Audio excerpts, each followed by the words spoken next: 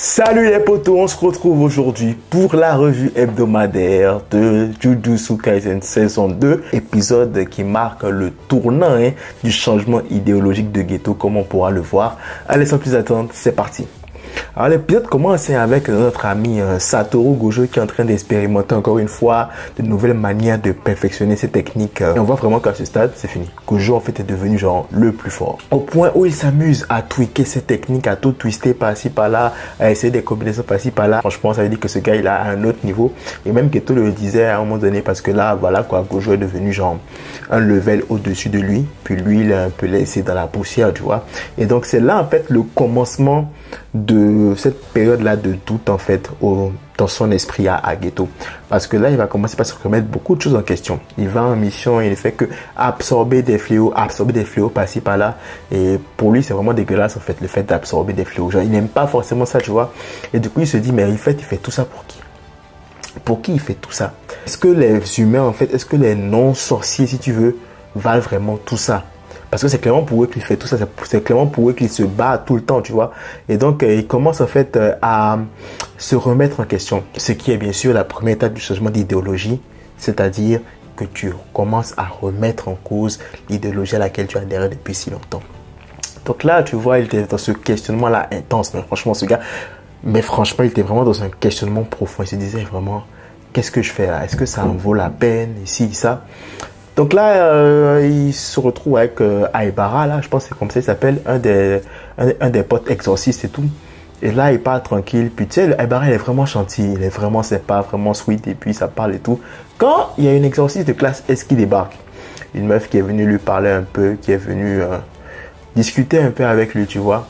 Et au terme de cette discussion, t'as l'idéologie, t'as Geto qui va plus commencer à se poser des questions, qui va plus aller vers un changement d'idéologie. Pourquoi? Parce qu'elle lui a fait comprendre que les fléaux, en fait, là, ne viennent pas du tout des exorcistes. Hein. Qu'on soit clair, c'est que les fléaux viennent beaucoup plus des non-exorcistes.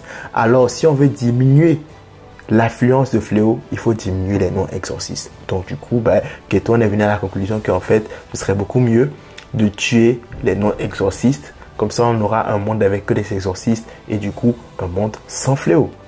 Donc là, il a commencé à voir une idéologie opposée à celle à laquelle il adhérait depuis. Et c'est là justement la deuxième étape, c'est qu'il avait besoin que quelqu'un aussi lui en parle.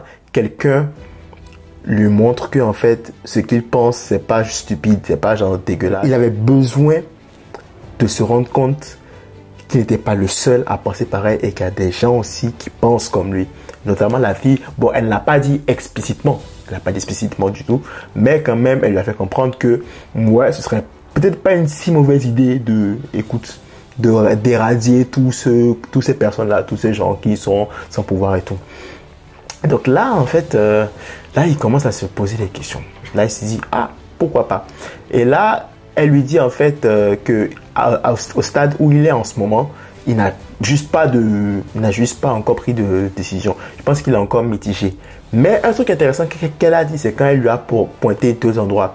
Elle lui a pointé un premier endroit et un second endroit. Le premier endroit représentait l'idéologie, comme quoi il fallait buter tous les non-exorcistes. Et le second endroit représentait justement l'idéologie qu'il avait avant, c'est-à-dire protéger et tout donner pour les exorcistes. Et ce qui était intéressant dans cette matérialisation, c'est que le premier endroit, la porte était beaucoup plus près, alors que le deuxième endroit, c'était vraiment genre un couloir sans fin. Je ne sais pas si c'était fait exprès, mais j'ai comme l'impression qu'elle voulait montrer à Geto qu'en fait, il est beaucoup plus proche de l'idéologie de tuer tous les non-exorcistes que genre de les sauver, de les protéger, quoi, tu vois. Je ne sais pas si c'était fait exprès, mais je trouve que c'était vraiment très bien représenté. Franchement, c'était vraiment bien. Et là, du coup, l'élément déclencheur, l'élément en fait qui a genre juste tout pété, c'est la mort de Aibara, le jeune Aibara. En fait, ce qui s'est passé, c'est quoi? C'est que à la base, c'était supposé être une mission en fait de basse classe, mais à cause justement des non-exorcistes qui ont une foi importante, je pense que ça a généré en fait un plus grand monstre que ce qu'ils avaient affronté. Et du coup, voilà, Aibara y est resté. Et donc du coup là ça a énervé Geto. Il s'est dit mais attends, ces mecs donc à cause de ces non-exorcistes là en gros qui créent des fléaux, moi je vais devoir vivre une vie où je vais devoir empiler le corps de mes camarades tout le temps. Eh non, genre non, il n'était pas prêt. Et donc là, on assiste malheureusement au début de la fin. Keto est assigné à une mission. Et donc là, il se retrouve face à des adultes qui essaient d'incriminer genre deux enfants. Deux enfants qui apparemment seraient la cause de la création de fléaux par-ci par-là. Donc là, Geto qui dit, mais attends, j'ai buté les fléaux, pourquoi ils sont en train d'accuser les enfants et tout, tu vois. Il est énervé et là, il pète un câble. Il dit aux gens, ok, on sort. Et là, il rase le village au complet. Il brûle le village, il détruit le village, puis c'est bon, on n'en parle plus, il a rasé le village au complet.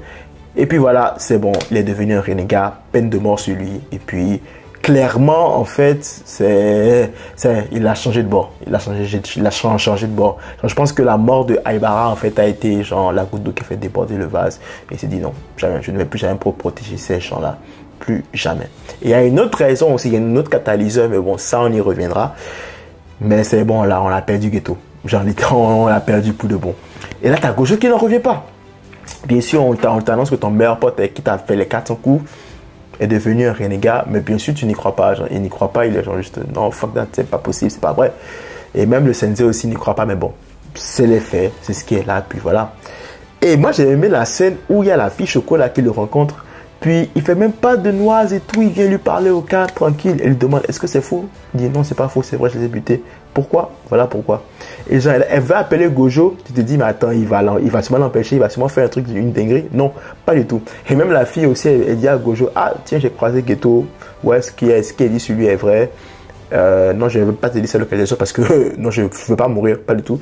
Genre, pas de communication, mais il n'y a pas eu de geste brusque. Pourtant, elle était en présence d'un gros criminel, hein, mais Geto a su garder son calme, tranquille. Puis, on arrive à la rencontre entre Geto et Gojo. La rencontre poignante, la rencontre vraiment qui brise le cœur, hein, parce que là, voilà, Gojo se rend compte qu'il a vraiment perdu son pote.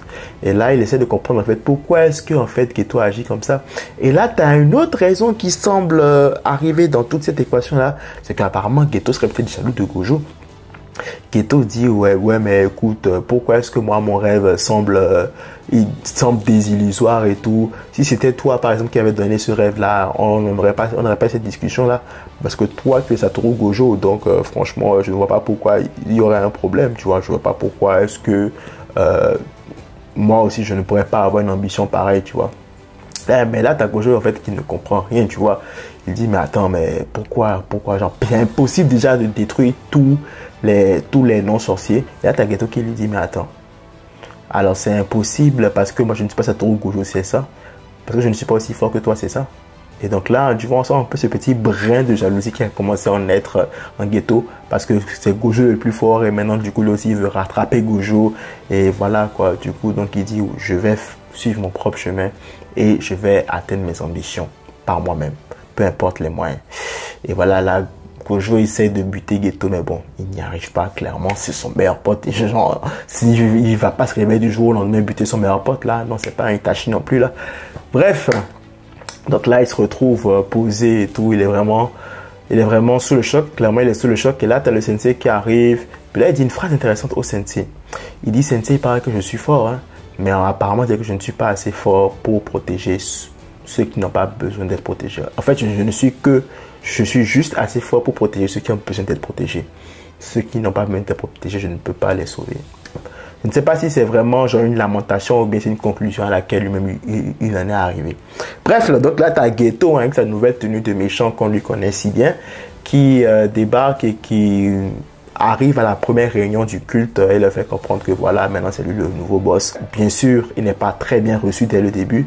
Et là, il amène un gars et puis le bute sur place et il fait comprendre qu'en fait, ils n'ont pas le choix. Personne n'a son mot à dire, quoi. On arrive donc à la fin de l'épisode et là, c'est l'interaction entre Gojo et Megumi, la première d'ailleurs, où Gojo essaie de lui expliquer en fait le topo. Et là, tu as Megumi en fait qui réagit vraiment de façon très mature et qui essaie de comprendre plus en fait si le fait qu'il est dans le clan Zeni en fait aurait une certaine incidence sur la vie de sa pote. Et donc là, vraiment, tu sens que Megumi, c'est le fils de son père. Genre le même caractère de cochon, difficilement influençable, puis la tête sur les épaules, quoi. Et là, donc, tu as Gojo qui fait comprendre à Megumi que, bon, maintenant, il n'a plus d'autre choix que de le suivre et que si maintenant il doit le suivre, eh bien, il va devoir atteindre le niveau de Gojo.